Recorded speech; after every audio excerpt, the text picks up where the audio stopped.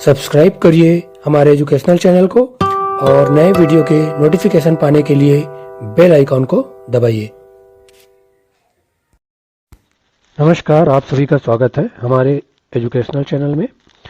आज के वीडियो में हम लेंस इस टॉपिक से जुड़े हुए इम्पोर्टेंट पॉइंट्स के बारे में जानेंगे और इस टॉपिक में हम जिन महत्वपूर्ण बिंदुओं को कवर करेंगे या जानेंगे उसके बारे में सबसे पहले जानते हैं।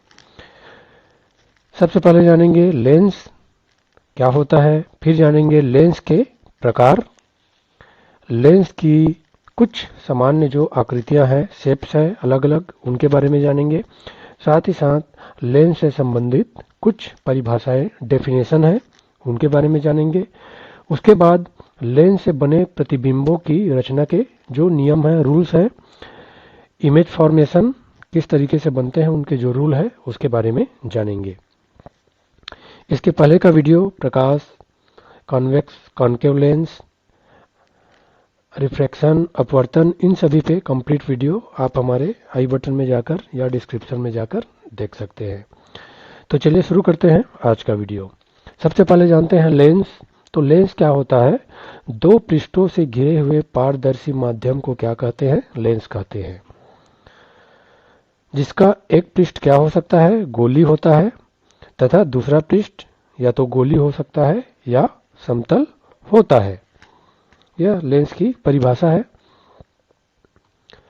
अब जानते हैं लेंस के प्रकार।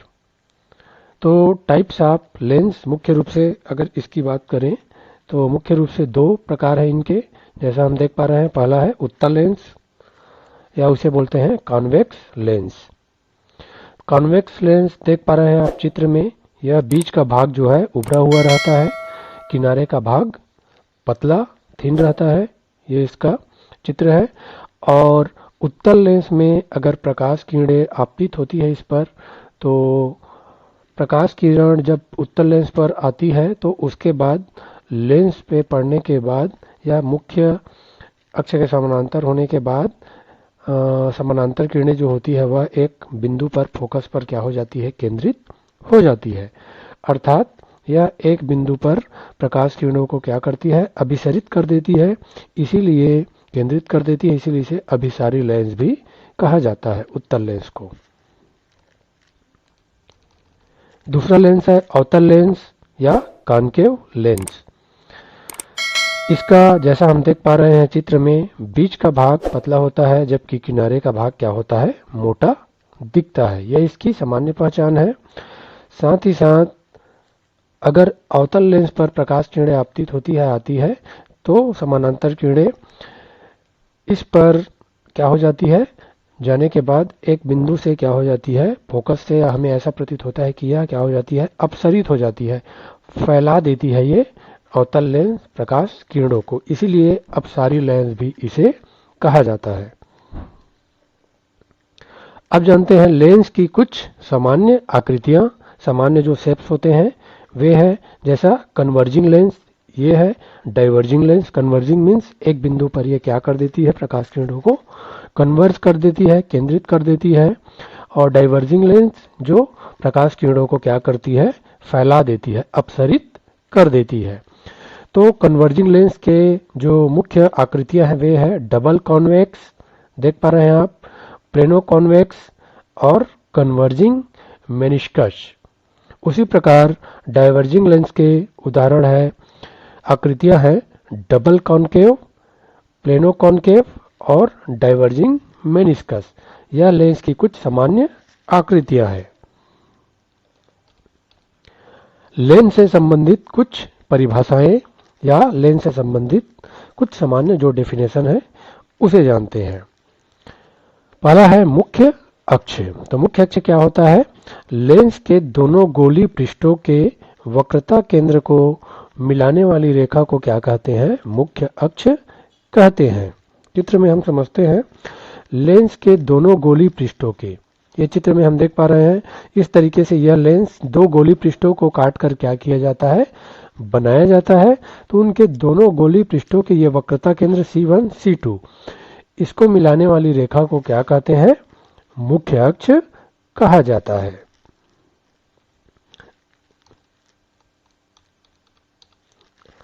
अगला है प्रकाश केंद्र। तो प्रकाश केंद्र क्या होता है? यह लेंस का केंद्र है जिसमें से प्रकाश जो होता है, लाइट जो होता है, बिना मुड़े गुजर जाता है। आप देख पा रहे हैं यह उत्तल लेंस और ये अवतल लेंस। यहाँ से जब प्रकाश किरणें जाती है तो वह बिना मुड़े सीधी रेखा में निकल जाती है। अगला है मुख्य फोकस।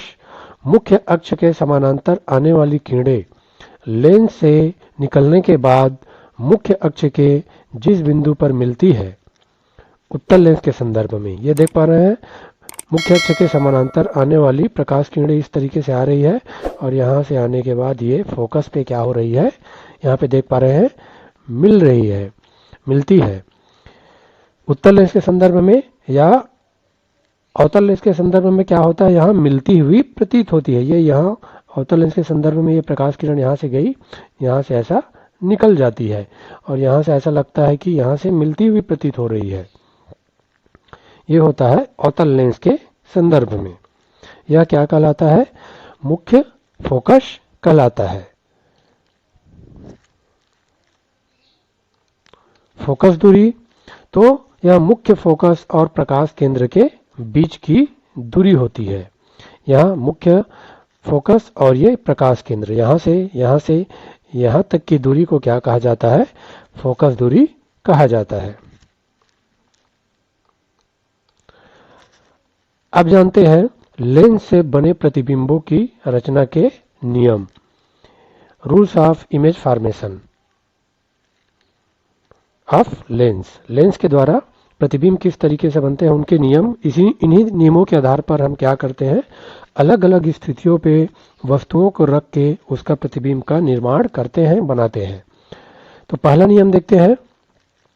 जो किरणें क्या होती है, प्रकाश केंद्र से गुजरती है, वह बिना विचलन के सीधी चली जाती है। देख पा रहे हैं आप, यहाँ से प्रकाश किरणें निकल रही है, वह क्या हो जा रही है, सीधी निकल जा रही है, जो प्रकाश केंद्र से जा रही है। दूसरा नियम, जो किरणें मुख्य अक्ष के समानांतर आती है, वह लेंस से अपवर्तन के बाद मुख्य फोकस से होकर जाती है उत्तल लेंस के संदर्भ में, या मुख्य फोकस से होकर आती हुई प्रतीत होती है अवतल लेंस में। ये देख पा रहे हैं हम, उत्तल लेंस में मुख्य अक्ष के समानांतर जाने वाली किरणें कहाँ से होकर जाती है, फोकस से, और अवतल लेंस के संदर्भ में ऐसा लगता है कि मुख्य फोकस से होकर आती हुई प्रतीत होती है। तीसरा नियम, जो किरणें मुख्य फोकस से होकर आपतित होती है उत्तल लेंस के संदर्भ में, या मुख्य फोकस की दिशा में आपतित होती है अवतल लेंस के संदर्भ में, तो यह किरणें अपवर्तन के पश्चात मुख्य अक्ष के समानांतर हो जाती है। यह चित्र में देख पा रहे हैं, उत्तल लेंस के संदर्भ में मुख्य फोकस से जाने वाली प्रकाश किरणें फोकस मुख्य अक्ष के क्या हो जाती है, समानांतर हो जाती है। अवतल लेंस के संदर्भ में बात करें तो हम देख पा रहे हैं कि जो प्रकाश किरणें है वह ऐसा प्रतीत हो रही है कि फोकस की ओर आ रही है, फोकस की ओर आती हुई प्रतीत होती है, और यह प्रकाश किरणें जो है अवतल लेंस पे आपतित होने के बाद वह क्या होती है, यह मुख्य अक्ष के समानांतर निकल जाती है। तो आज के वीडियो में हमने मुख्य रूप से लेंस के प्रकार और इसे बनने वाले नियम के बारे में जाना। तो आज के लिए इतना ही। आप सभी का बहुत बहुत धन्यवाद।